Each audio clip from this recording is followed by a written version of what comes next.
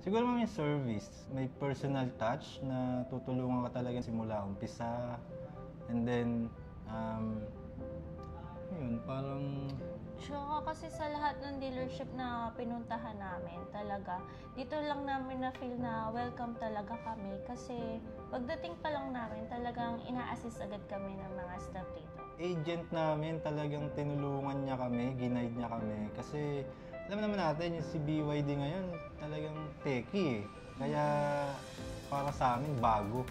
So si agent naman, tinulong talaga niya sa amin lahat, step by step kung paano siya gamitin. Then, naging user-friendly din siya sa amin. Then, yung pinaka-nagustuhan ko yung regarding to sa BYD app, activation. So, on the day of release po namin, ayun, na-activate po agad. So, yun yung pinaka-nagustuhan.